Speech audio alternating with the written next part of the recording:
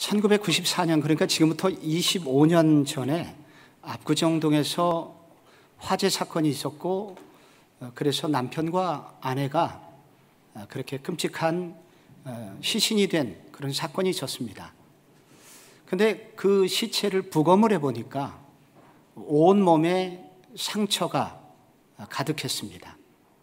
그 결과 사건이 이제 조사되었고, 결국 살인자가 그 집의 큰아들이었음이 밝혀졌습니다. 그 큰아들은 강남 8학군에서 고등학교를 나왔고, 그리고 해외 유학 중이었다가 잠시 돌아왔는데 도박과 향락에 빠져서 인생을 탕진하고 있었습니다. 아버지는 그것을 크게 나무라면서 더 이상 재정적 도움을 줄 수 없다고 말했고, 그것에 화가 난 아들은 그렇게 끔찍한 범죄를 저지르게 된 것입니다. 그날부터 며칠 동안 우리나라 9시 뉴스는 그 끔찍한 그 사건이 왜 일어났는지, 어떻게 일어났는지를 계속 뉴스를 내보내 주었습니다.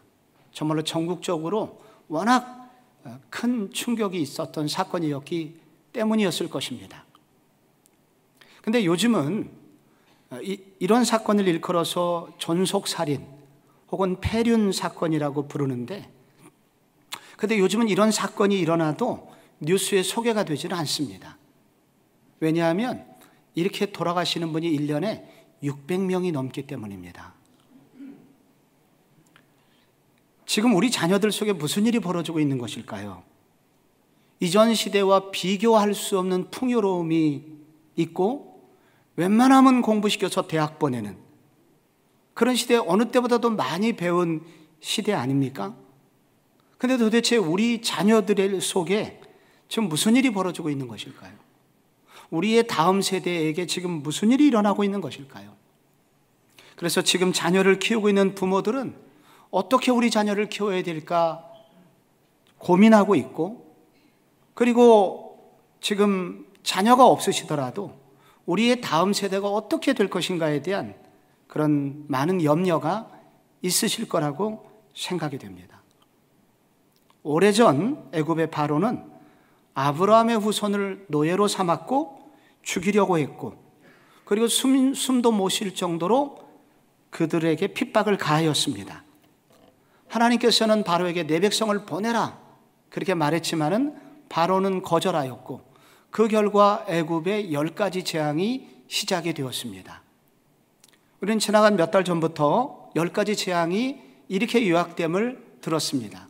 피게이파가 독종 우박매를 암장하다. 나일강이 피가 되고 거기서 개구리가 나오고 이가 나오고 파리와 가축의 온역과 독종과 우박과 메뚜기, 그리고 암흑의 그런 재앙이 있었습니다. 그리고 이제 오늘 마지막 재앙이 내리게 됩니다. 그동안 9가지 재앙이 일종의 권투에서 잽과 같았다면, 이 마지막 재앙은 카운터 펀치가 될 것입니다. 그 결과 무슨 일이 벌어질까요? 이스라엘은 쫓겨나다시피 애굽에서 나오게 됩니다. 출애굽의 성공을 하게 되는 것입니다. 그런데 이 마지막 재앙, 10번째 재앙, 애굽의 장자가 죽는 이 대목에서 우리는 하나님에 대한 그런 심각한 질문을 할 수밖에 없습니다. 그것은 하나님은 어떻게 사람을 죽이실 수 있는가? 하나님은 모든 민족을 지으신 창조주, 즉 아버지가 아니신가? 그런데 어떻게 내 자식 이스라엘을 살리겠다고 애굽의 자녀들을 죽이는 것이 옳으신 것인가? 이런 일을 하셔도 되는가? 이에 대하여 질문하게 됩니다. 이런 질문들을 하는 신학을 신정론이라고 하고, 그리고 그에 대한 대답을 하죠. 그런데 이 질문에 대한 대답 중에 하나가, 바로는 히브리 백성들의 자녀들을 나일강에 던져서 민족을 말살하려고 하지 않았냐. 그래서 이번 그 10번째 재앙은 그 바로 왕에 대한 하나님의 정당한 보복 행위다 라고 답을 하는 것입니다. 히틀러가 유대인과 자녀들을 무참히 살해하였습니다. 그래서 미군과 어떤 서유럽의 연합군들이 하나가 되어서 독일 베를린에 폭탄을 투하하였습니다. 독일은 손을 들었죠. 그런데 그때 폭탄이 떨어지면서 죽은 사람 중에는 어른들이 있지만, 그러나 거기에는 죄 없는 많은 어린이들이 있었습니다. 갓난쟁이들. 무슨 죄가 있다고 그들이 죽어야 합니까? 만약에 이렇게 죄 없는 인간의 모습처럼 하나님이 이렇게 보복을 하신다면 그분이 어찌 하나님이실 수 있겠는가 하는 심각한 질문이 계속 사라지지를 않습니다. 하나님은 왜 이렇게 잔인한 재앙을, 이렇게 사람을 죽여서까지 하는 재앙을 애굽 땅에 내리셨을까요? 왜 이렇게 정의롭지 못해 보이는 방법으로 애굽을 심판하셨을까요? 이 고민에 대한 답 중에 하나는 먼저 애굽에 있는 모든 자녀들의 주인이 누구인지를 분명히 하시기 위함이다 라고 답을 할 수가 있습니다. 여러분, 이 심판에는 특이성이 있어요. 12절에 보시면 내가 그 밤에 애굽 땅을 두루다니며 사람이나 짐승을 막론하고 애굽 땅에 있는 모든 처음 난 것을 다 치고 애굽의 모든 신을 내가 심판하리라. 나는 여호와라. 여기 모든 처음 난 것이 죽었다고 나옵니다. 그 밤에 죽은 사람들이 정확하게 장남이나 장녀, 그리고 동물의 처음 난 것 다 죽었다는 것입니다. 이것을 초태생이라고 하죠. 그런데 신기하게도 차나미아는 한 명도 죽지 않았습니다. 전부 다 초태생만 죽었습니다. 그리고 여기 모든 처음 난 것이 죽었습니다. 이것은 차별 없는 심판입니다. 빈부귀천, 막론하고 죽었습니다. 바로왕의 장남까지 죽었고 몸종의 여종도 죽었습니다. 정밀 타격을 한 것처럼 모든 초태생이 예외 없이 심판을 당하게 됩니다. 그래서 이 재앙은 바로가 시도한 히브리 민족 말살 정책하고는 뚜렷한 차이가 있습니다. 하나님의 의도는 대량 학살이 아니었습니다. 많이 죽이는 데 의도가 있지는 않습니다. 그럼 왜 그러셨을까요? 그것은 초태생의 의미 때문입니다. 여러분, 초태생은 고대인들에게 매우 중요한 의미를 가집니다. 우리도 중요하지만 고대인들에게는 우리보다 10배, 20배 더 초태생에 대한 중요도가 있었다는 것입니다. 먼저 초태생은 희망이었습니다. 처음 난 것은 그 집안의 희망이며 그 집안의 소망입니다. 그래서 야곱도 첫 번째 아들을 낳았을 때 르우벤 보라 아들이다 라는 의미로 아들의 이름을 지었던 것입니다. 그 가정에서 첫 번째 아이가 태어난다는 것은 희망의 날입니다. 저는 아들로서는 우리 집에서 처음 태어났는데 저희 어머니께서 저를 낳고 며칠간 밥을 먹지 않아도 배가 부르셨다고 합니다. 저는 저희 큰딸 이름 대신에 제 핸드폰에 제 딸 이름란에 나의 희망이라고 써놓았습니다. 둘째와 셋째는 뭐라고 기록해놨냐고 매우 궁금해합니다마는 아직까지 보여주지 않고 있어서 비밀입니다. 첫째는 희망이죠. 또 하나, 첫째는 대표입니다. 대표란 나머지 모든 사람들의 운명이 그에게 달려있다는 것입니다. 대표자가 보종 잘못 서면 그 집안 전체가 빚쟁이가 됩니다. 우리 시대만 해도 장래에 대한 기대는 정말로 대단했습니다. 그가 대표가 되어서 집안을 이끌었기 때문입니다. 그 결과 이 초태생은 통치권의 의미를 갖습니다. 초태생이 모든 권한을 갖게 되는 거예요. 그래서 에서와 야곱 중에 야곱이 그리도 장자권을 가지려고 했었던 이유는 재산의 3분의 1을 가질 수 있었고 제사장의 권한을 이 장자가 가질 수 있었기 때문입니다. 이렇게 귀한 게 초태생입니다. 이렇게 소중하고 대표적이고 모든 것, 그러니까 그 사람 전체, 한 집안의 소망, 내 인생의 유일한 기쁨 정도 되는 게 초태생입니다. 근데 애굽인들은 이 초태생을 어디에다가 연결시켰냐면 그 12절 뒷부분에 나옵니다. 애굽 땅에 있는 모든 처음 난 것을 다 치고 애굽의 모든 신을 내가 심판하리라. 여기에 애굽의 모든 신을 심판하겠다고 합니다. 초태생하고 뭐하고 연결되어 있냐면 애굽의 신들하고 연결이 되어 있습니다. 지난 9가지 재앙을 해서 우리가 살펴봤듯이 이 10가지 재앙은 단순한 재앙, 보복이 아니라 우상에 대한 심판이었습니다. 나일강을 섬기는 생명을 가져다 주는 신 오시리스가 우리의 소망이다. 이렇게 애굽은 나일강을 숭배했지 않습니까? 그리고 이 피부병 걸렸을 때 이모테프 신, 그분이 우리의 건강을 지켜준다 하면서 그 신을 숭배했습니다. 하나님께서는 도장 깨기 형식으로 지금 9가지 우상들을 다 지금 격파해 오고 계신 중입니다. 근데 이번에 재앙은, 이번에 그 우상은 애굽의 모든 신과 관련이 있다고 합니다. 왜 그럴까요? 그것은 자식을 낳기 전에 먼저 나일강에 가서 제사를 드리면서 우리에게 아들을 점지해 주소서, 이렇게 기도를 드리거든요. 예배를 드린단 말이에요. 그리고 그 자식을 낳으면 건강에 문제가 있을 때 또 건강의 신 이모테프를 찾아가고 먹고 살 수 있도록 곡물의 신인 셋이라는 신에게 기도를 드립니다. 바로는 태양신의 아들이라는 뜻이죠. 그럼 바로의 아들은 뭐가 됩니까? 태양신의 손자가 되는 것입니다. 그래서 태양신이 우리의 바로와 우리나라의 미래를 지켜줄 것이라고 그렇게 태양신을 섬깁니다.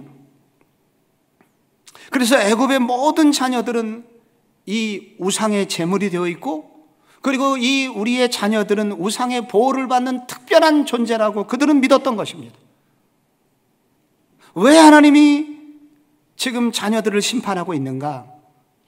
모든 자녀들을 하나님이 주셨지만은 애굽의 모든 사람들은 그 주인을 우상에게 돌리고 있었기 때문입니다.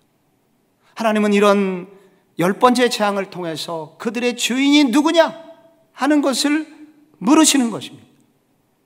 여기서 한 걸음 더 나가서 그들이 섬기고 있는 우상의 특징이 있습니다. 우상은 인간의 욕구를 만족시키기 위해서 만들어낸, 인간이 만든 거짓 신입니다. 진짜 있는 게 아니에요. 그래서 짝퉁 하나님이라고 부릅니다. 그래서 그 우상에게는 하나님하고 큰 차이가 있는데, 그것은 첫째, 윤리가 없습니다. 두 번째는 도덕이 없습니다. 그리고 배려가 없습니다. 그래서 이 자녀를 그렇게 우상에게 드리고 그렇게 키운 결과 바로 같은 괴물이 나오게 됩니다. 히브리 노예 정도는 죽여도 된다. 우리를 위하여 얼마든지 이용해 먹다가 병 걸리면 버려도 된다. 하나님의 형상이 완전히 파괴되어 괴물이 되어버린 바로와, 그리고 바로를 추종하는 모든 애굽의 백성들은 히브리 노예들을 그렇게 여기고 있었던 것입니다. 피조물이 창조주 하나님께서 만드신 원래의 목적에서 완전히 벗어나게 될 때 심판은 시작이 된다는 것입니다. 피조물의 세계에서 하나님의 통치권이 더 이상 자리를 잡을 수 없을 때 하나님은 그 땅을 심판하게 된다는 것입니다. 왜 이런 재앙들이 일어나는가? 그리고 심각하게 10번째 재앙, 사람이 죽는 일까지 왜 생기는가? 이런 재앙을 통해 하나님은 계속하여 애굽 땅에, 이 땅의 진정한 통치자가 누구냐? 라는 것을 계속 물으시는 것입니다. 우리는 지금 코로나 재앙이 끝나지 않은, 지금 3년째 계속 코로나 재앙으로 고통을 당하고 있습니다. 이 와중에 홍수의 재앙을 당하고 있습니다. 지금 유럽에서는 기후 40도 전후를 오르내리는 불볕더위가 유럽에 계속되고 있으며, 그래서 산들마다 자연 발화가 되어서 많은 산불들로 유럽 전체가 고통을 당하고 있습니다. 한 곳은 홍수로, 한 곳은 불볕더위로, 전 지구상이 지금 코로나 재앙으로, 그리고 원숭이 투창으로, 또 토마토 증후군으로 계속해서 재앙이 일어나고 있습니다. 이런 재앙이 있는 이 시대를 사는 저희들에게도 주님은 물으시는 것입니다. 이 땅의 진정한 통치자가 누구냐? 그리고 우리가 그 가운데서도 염려하고 그리도 애지중지하는 너희들의 자녀들의 주인은 누구냐? 라는 것을 주님은 계속해서 질문하고 계신 것입니다. 왜 이런 잔인한 재앙을 하나님은 하나님답지 않은 재앙을 내리셔야 했을까요? 또 하나 두 번째 이유가 있는데, 그것은 심판받아야 마땅한 자녀들에게 피할 수 있는 길을 보여주시기 위해서입니다. 이 본문을 읽으면서 우리가 오해하지 말아야 될 것은, 이스라엘 백성들은 자동적으로 이 심판에서 면제되었다. 맞습니까? 틀립니까? 아닙니다. 자동적으로 면제된 게 아닙니다. 그 밤에 죽음의 사자가 애굽 전역을 돌아다니게 될 텐데, 그때 하나님이 피할 길이 있음을 알려주셨는데, 그게 13절에 나옵니다. 내가 애굽 땅을 칠 때에 그 피가 너희가 사는 집에 있어서 너희를 위하여 표적이 될지라.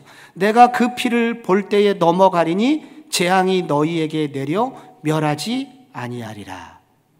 그 피가 너희를 위하여 표적이 될 것이다. 표적은 사인입니다. 사인은 깃발 같은 것입니다. 군용 텐트에 깃발을 꽂아 놓을 때, 저건 아군이구나, 적군이구나, 식별이 됩니다. 죽음의 사자가 지나갈 때, 이곳은 하나님의 통치 영역이구나 하면서 지나가는 것입니다. 그 피를 볼 때에, 여기서 그 피라고 했습니다. 그 피는 어린 양의 피입니다. 다른 피는 안 되는가? 안 됩니다. 비슷해 보여도, 돼지 피, 개의 피, 이런 피가 비슷해 보여도 죽음의 사자는 정확하게 식별하여 어린 양의 피가 묻어있는 곳만 재앙을 내리지 않고 넘어가게 됩니다. 그리고 그 피를 묻히기 전에 또 해야 될 일이 있습니다. 6절에 어린 양을 잡기 전에 4일 동안 함께 지내야 합니다. 그것은 어린 양과 교제를 하게 되고, 나중에 그 어린 양의 죽음 때문에 자기들이 살게 되었다는 사실을 깨닫게 하기 위함이었습니다. 그리고 그 밤에 그 어린 양을 잡아서 음식을 먹으라고 했습니다.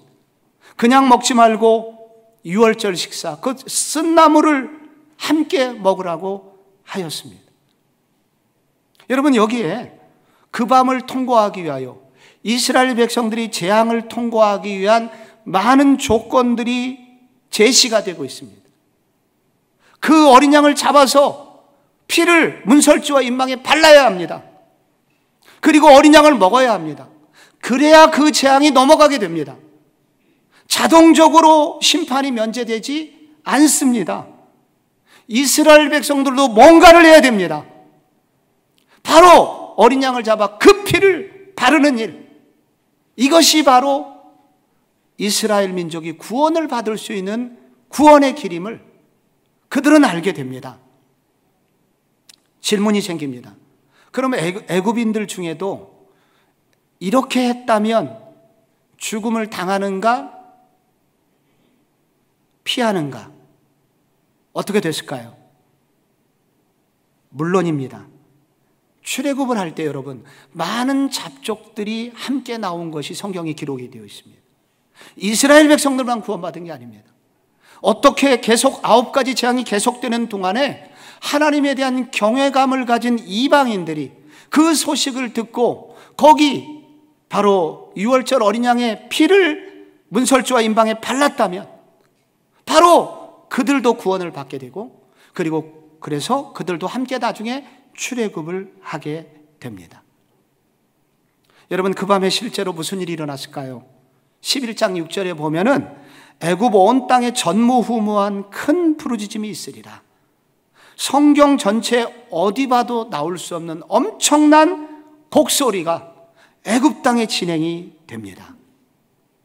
그런데 이 마지막 재앙은 적어도 두 민족에게 이런 결과를 만들어냅니다. 먼저 히브리 백성들에게는 유월절 절기가 만들어집니다. 이런 유월절 절기가 진행되는 동안 히브리인들은 어린 양을 다시 잡고, 그리고 그 어린 양을 잡아서 그렇게 고기를 먹으면서 그들은 생각합니다.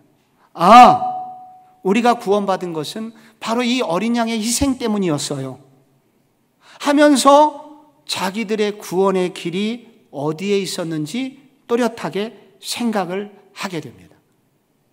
이것은 애굽 백성들에게도 마찬가지였습니다. 여러분, 애굽의 차남 이하들에게는 그날 밤은 결코 잊을 수 없는 충격적인 밤이었습니다. 그들은 그 밤을 지나면서 한 가지 생각을 하게 됩니다. 우리 형님이 내 대신 죽었구나. 나도 죽어야 되는데 우리 형님이 대신하여 대표로 죽은 것이구나. 그리고 히브리 백성들을 보니까 한 명도 죽지 않았다. 그 죽지 않은 이유는 바로 어린 양의 피를 문설주와 임방에 발랐기 때문이다 하는 것들을 그들이 깨닫게 됩니다. 이 사건을 통해서 바로 모든 민족이 알게 됩니다. 바로 구원의 길이 있는데, 그 구원의 유일한 길이 있는데, 심판을 피할 길이 있는데, 그것은 바로 어린 양의 피를 바로 문설주와 임방에 바르는 일이었다. 이것을 온 민족이 알도록 하나님께서 그날 밤 이 재앙을 내리시게 됐다는 것입니다. 하나님의 심판에는 언제나 목적이 있습니다. 그것은 살리는 것입니다. 하나님의 심판은 파괴하고자 함이 아닙니다. 살리고자 함이며, 그리고 죽이시고자 함이 아니라 돌이키라는 사인인 것입니다. 그래서 10가지 재앙입니다. 하나님이 얼마든지 한 방에 멸망시킬 수 있었습니다. 그런데 하나님은 10번이나 재앙을 내리시면서 계속해서 기회를 주고 계신 것입니다. 바로도 애굽 사람들도 돌아올 수 있는 기회를 주고 있는 것입니다. 여러분, 나중에 이스라엘 백성들이 가나안 땅에 들어갔지만은 그들도 우상 숭배를 하게 돼서 결국 바벨론에게 멸망을 당하게 됩니다. 멸망을 당하기 직전에 선지자 이사야를 통해서 하나님의 경고를 보내게 됩니다. 이사야 1장 5절에 나옵니다. 너희가 어찌하여 매를 더 맞으려고 패역을 거듭하느냐. 온 머리는 병들었고 온 마음은 피곤하였고 발바닥에서 머리까지 성한 곳이 없이 상한 것과 터진 것과 새로 맞은 흔적뿐이거늘 그것을 짬에 싸매며 기름으로 부드럽게 함을 받지 못하였도다. 선지자는 울었습니다. 하나님의 마음이었던 것입니다. 하나님께서 이 땅을 이렇게 재앙을 내리시는 이유는 그 땅을 멸망시키고자 함이 아니라는 것입니다. 빨리 돌아오라는 것입니다. 회개하고 돌아오라는 것입니다. 구원의 길이 여기 분명히 있으니 이 구원의 길에 들어서라는 것입니다. 구원의 줄을 잡으라는 것입니다. 여기 살 길이 있노라. 그것은 회개하고 돌이켜 하나님께로 돌아오면 살 길이 있다고 말씀해 주시는 것입니다.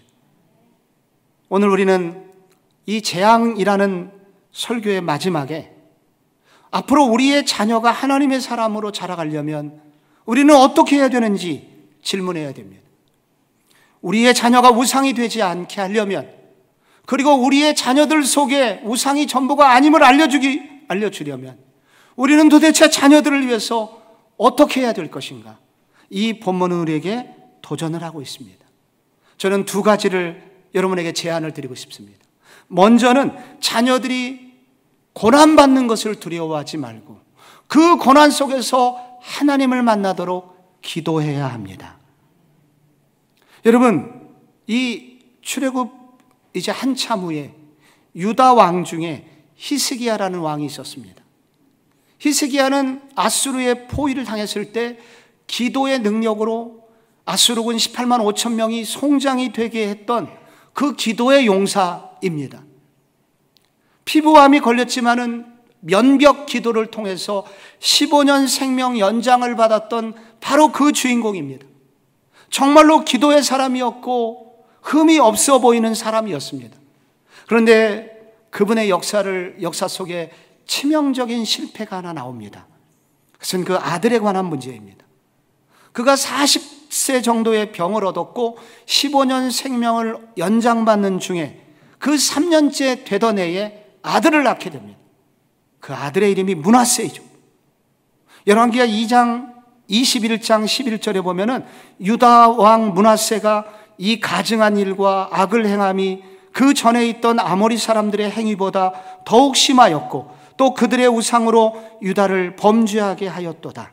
그러므로 이스라엘의 하나님 여호와가 말하노라. 내가 이제 예루살렘과 유다에 재앙을 내리리니 듣는 자마다 두기가 울리리라. 역사상 최악의 왕이 되었습니다. 바로 이 므낫세의 악행 때문에, 므낫세의 우상숭배 때문에 하나님의 진노는 쏟아지게 되었고 결국은 므낫세 얼마 후에 유다라는 나라가 무너지게 됩니다. 므낫세 이 사람은 한 사람의 범죄로 끝나지 않고 민족 전체를 무너뜨리는 우상숭배자로 대대의 그 이름이 남게 됩니다. 므낫세가 왜 이렇게 컸을까요? 그렇게 믿음 좋은 아버지 히스기야 밑에서 어떻게 이렇게 므낫세 같은 괴물이 나왔을까요? 그 이유를 성경을 따라 읽어보면 한마디로 그를 꾸짖는 사람이 없었기 때문이다. 그에게는 아픔이라는 것이 없었고 그에게 고난이라는 것이 없었습니다. 늦둥이로 태어났기 때문에, 그것도 아버지가 병에서 죽었다가 다시 살아나는 그런 와중에 이 아들이 태어났기 때문에 이 아들은 하나님처럼 많은 사람에게 떠받들어졌습니다. 그래서 아무도 그를 꾸짖을 수 없었습니다. 그에게 고난이라는 것은 찾아볼 수 없었습니다. 모든 것이 그가 원하는 대로 되었습니다. 그 결과 므낫세는 괴물이 되었습니다. 만약에 이 히스기야가 잠언 13장 말씀을 조금만 더 기울였더라면 므낫세는 달라졌을 것입니다. 초다를 참아 못하는 자는 그 자식을 미워함이라. 자식을 사랑하는 자는 근실이 징계하느니라. 이 말은 아동폭력을 가라는 말이 아닙니다. 기회가 왔을 때, 그 아이가 하나님의 뜻에서 벗어나게 될 때 이것이 하나님의 법이야 라고 따끔하게 가르쳐주는 일이 그의 어린 시절에 없었습니다. 그래서 그는 계속하여 자기가 그렇게 살아도 되는 존재로 알았고 왕이 되자 아무도 그를 제어할 수 없게 되었던 것입니다. 여러분, 반대 인물이 하나 있습니다. 야곱의 아들, 야곱에게 우상 같은 아들이 있었죠. 야곱의 모든 것 같은, 야곱이 가장 사랑하는 라헬이 낳은 그 아들. 그래서 그는 11번째 태어났지만은 모든 아들을 제끼고 그를 대표로 세우기로 야곱은 작정하였습니다. 그 결과 자식들 사이에서 큰 아픔이 있었고 최악의 엮이는 가정이 되고, 그래서 그 아들은 결국 다른 형들에게 결국 살인 미수, 고통을 당하고 결국 인신매매로 애굽에 끌려가게 됩니다. 요셉이죠. 근데 여러분, 여기서 놀라운 일이 있습니다. 이 요셉은 아버지 품을 떠난 그 이후에 국무총리가 되지 않습니다. 그리고 온 애굽 사람들과 그리고 자기 가정 이스라엘 민족을 구원하는 구원자의 역할을 감당하게 됩니다. 아버지 품을 떠나자 오히려 그렇게 된 거예요. 아버지 밑에 있을 때는 미움을 받았고 아버지 밑에 있을 때는 그가 다른 사람과 좋은 관계를 맺지 못하였었는데 오히려 아버지 품을 떠나자 그는 이렇게 탁월한 사람이 됩니다. 왜 그렇게 됐나요? 그에게 고난이 있었기 때문입니다. 그리고 더 중요한 것은 그 고난 속에서 하나님을 의지하는 법을 배웠기 때문입니다. 그 결과 우리가 알고 있는 바로 그 요셉이 된 것입니다. 고난 속에서 하나님을 만났고 하나님이 그를 빚으셨기에 그 탁월한 요셉이 나올 수 있었던 것입니다. 우리는 우리의 자녀를 므낫세로 키울 수도 있고 요셉으로 키울 수도 있습니다. 이 사건은 우리에게 던지는 도전이 있습니다. 우리의 자녀들이 고난받는 것을 두려워하지 말아라. 그거 대신해 주려고 하지 말아라. 하나님 앞에서 얼쩡거리지 말아라. 그가 어려운 일을 당하고 고난을 당할 때 부모가 대신해 줄 것이 있는데 그것은 바로 그들을 위해서 기도하는 일이며 그리고 그들이 성경을 기억할 수 있도록 도움을 주는 일이며 좋은 멘토를 만나도록 기도해 주는 일이다.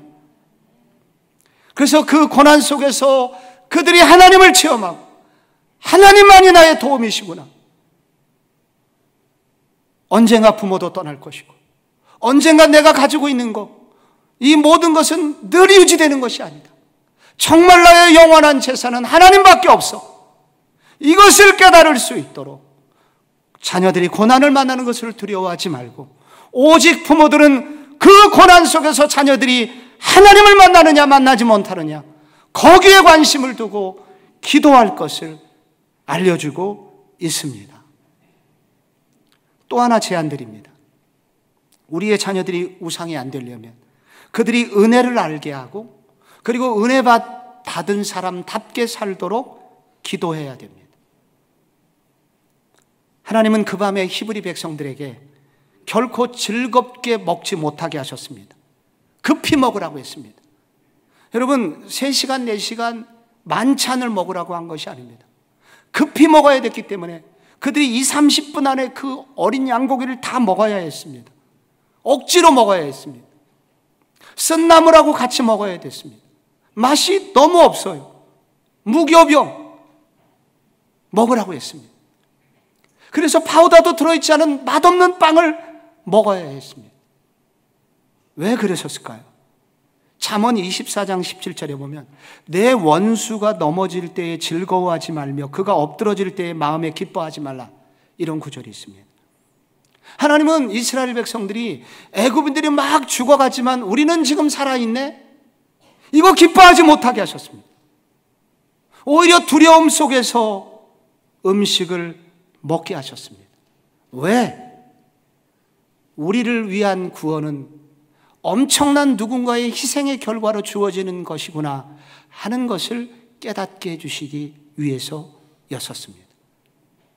누군가의 희생, 먼저는 어린 양의 희생과, 그리고 저기 애굽의 장자들을 죽이시면까지 우리를 건지시는 이 엄청난 희생의 결과로 나라는 사람이 구원받았구나 하는 것을 깨닫게 해주시기 위해서 그렇게 음식을 먹으라고 한 것입니다. 여러분, 오늘날 우리의 자녀들에게 희생의 의미를 알려줘야 됩니다. 그것은 무엇일까요? 요한복음 1장 29절에 보면 요한이 예수께서 자기에게 나오심을 보고 이르되 보라, 세상 죄를 지고 가는 하나님의 어린 양이로다. 여러분, 그날 애굽에서 죽은 어린 양은 다른 분이 아니라 바로 앞으로 오실 진정한 구원자 예수 그리스도를 말하는 것이죠. 그래서 오늘날 우리가 그 무서운 재앙으로부터 면제받은 유일한 이유가 있다면 하나님의 아들이 돌아가셨기 때문이라는 것입니다. 하나님은 우주 만물을 지으신, 우주 만물을 앞으로 짊어지고 가실 하나님의 아들을 죽이시며까지 우리를 구원해 주셨으니, 우리가 구원받은 것은 얼마나 큰 대가 지불이 있었는가? 그분의 대가 지불 때문에 오늘 우리가 구원받은 거야. 누군가의 큰 희생 덕분에 구원받았다는 사실을 기억하게 만듭니다. 그 결과 우리는 어떻게 살아야 되냐? 고린도전서 6장 19절처럼 살아야 됩니다. 너희 몸은 너희가 하나님께로부터 받은 바 너희 가운데 계신 성령의 전인 줄을 알지 못하느냐? 너희는 너희 자신의 것이 아니라 값으로 산 것이 되었으니 그런즉 너희 몸으로 하나님께 영광을 돌리라. 이렇게 누군가의 값진 희생으로 구원을 받았기 때문에 우리 모두는 빚진 자이다. 빚진 자이기 때문에 빚을 갚는 심정으로, 은혜 받은 심정으로 우리는 이 땅을 살아가야 되고, 섬기는 사람으로 이 땅을 살아가야 된다. 애굽의 방식처럼 다른 사람을 죽여서 네 배를 채우고 네가 가진 것, 네가 더 많이 갖기 위해서 투쟁하는 삶이 아니라 하나님께서 이미 주신 축복과 이미 얻은 감격과 은혜를 가지고 다른 사람을 섬기면서 살아라. 이렇게 성경은 우리에게 알려주고 있으니 우리의 자녀들이 우상이 되지 않게 하려면 희생의 의미와 희생의 값으로 구원받은 사람답게 살도록 알려주는 길이라는 것입니다. 폐륜 범죄에 대한 많은 그런 논쟁이 있을 때 정신과 의사이면서 연대 외래 교수인 백상창이라는 교수는 폐륜의 범죄를 막는 길은 건강한 가정을 세우는 길, 가장 중요한 대안이라고 말하면서, 그럼 건강한 가정을 세운다는 건 뭐냐? 그것은 무조건 사랑을 주거나 받기만 한 곳이 가정이 아니라 태어난 의무를 다하는 곳, 그것이 가정임을 알려주라는 것입니다. 우리의 의무를 다하는 곳, 자녀를 떠받들기만 한다면 짐승이 되어갈 것이다. 그러나 이 가정에서 태어난 우리에게 많은 누군가의 희생이 있었으며, 그리고 우리는 은혜를 받은 사람이며, 그래서 그 희생과 은혜의 기반 위에 살아가는 우리는 다른 삶을 살아야 한다 하는 것을 알려줄 때, 가정에서 그 일이 시작될 때 이런 폐륜의 범죄는 줄어들 수 있다고 그분은 제안하고 있습니다.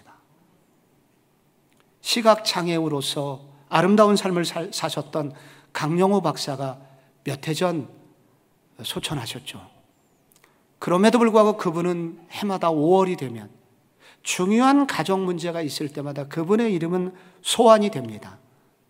장남 진석이 안과 의사로 2011년 최고 슈퍼 닥터에 뽑힐 정도로 그렇게 유명하고, 차남 진영이 변호사로서 버락 오바마 대통령 그 백악관 차관보까지 오른 거, 거기 특별 보좌관까지 올라간 거. 그래서 그가 성공했기 때문에, 자녀를 잘 키웠기 때문에 세상적으로 이름이 회자되는 것은 아닙니다. 그분이 자녀들에게 자녀를 키울 때 사용했던 그 방법론 때문에, 그것이 모범적이어서 많은 사람에게 회자가 되고 있습니다. 그 아들 3살 때, 큰아들이 3살 때 아들이 이렇게 기도를 했다고 합니다. 우리 아버지는 맹인이라서 야구도 못하고 운전도 못하고 자전거도 안 가르쳐 줍니다. 저에게도 눈뜬 아버지를 보내주세요. 아버지가 너무 가슴이 무너졌습니다. 그래서 이거 어쩌면 좋은가? 어떻게 이 아이들을 가르치면 좋을까? 고민하던 강영호 박사, 교육 박사잖아요. 그래서 그는 그 아이들, 학교에서만 가르쳤던 거를 이제는 자녀들에게 이렇게 적용을 했다고 합니다. 먼저 큰아들에게 말했습니다. 아빠의 눈은 현대의학으로는 도저히 고칠 수가 없단다. 근데 만약에 누군가 20, 30년 후에 탁월한 안과 의사가 나타난다면 아빠의 눈도 고쳐질 거야. 아빠처럼 고생하고 있는 사람들 눈을 고쳐줄 수 있는 그런 의사가 네가 되면 어떨까? 근데 그 얘기를 듣는데 아이 눈이 동그래지면서 그 다음부터 아이가 달라지더랍니다. 그리고 정말 그런 꿈을 가지게 되었다고 합니다. 그리고 그 결과로 나중에 아까 말씀드린 전미 슈퍼 안과 닥터로 뽑히기까지 했다고 합니다. 아빠가 야구나 자전거나 운전은 못 가르쳐 주지만은 눈뜬 아버지들이 못하는 놀라운 재능이 아빠한테 있단다. 다른 아빠들은 불 끄면은 그림책을 읽어줄 수 없지만은 아빠는 불을 꺼도 그림책을 읽어줄 수 있어. 그래서 점자를 더듬으면서 아이들에게 이야기를 시작해 줍니다. 바로 그때 텔레비전에서 줄 수 없는, 텔레비전 대신에 그들이 불을 끄면서 들었던 이야기 때문에 놀라운 상상력이 개발이 되었고, 그 상상력은 독창적 아이디어를 만들어내는 두뇌를 가지도록 하였고, 그 결과 두 아이들은 정말 미국에서 가장 좋은 대학에 들어갈 수 있었다고 합니다. 하버드 대학 입학 에세이 때 아들이 쓴 제목입니다. 아버지가 어둠 속에서 들려준 이야기. 그래서 그는 매우 독특한 아이디어를 가지고 심사위원들을, 입학사정관들을 감동시켰고, 그래서 그 대학에 입학하게 되었다고 합니다. 우리의 자녀들 세상에서 출세시키자 얘기가 아닙니다. 오늘 자녀가 우상이 되고 있는 이 시대, 우리 다음 세대가 우상이 되고 있는 이 시대, 우리는 어떻게 우리의 자녀를 위하여 기도할 수 있을까요? 우리는 먼저 우리의 다음 세대가 고난 속에서도 일하시는 하나님을 만나게 해달라고 기도해야 될 줄로 믿습니다. 하나님의 은혜를 알고 은혜를 받은 다운 사람답게 사는 그런 꿈을 가진 자녀들로 자라나도록 우리 함께 기도하는 이 아침이 되시기를 주 예수 그리스도 이름으로 축복합니다.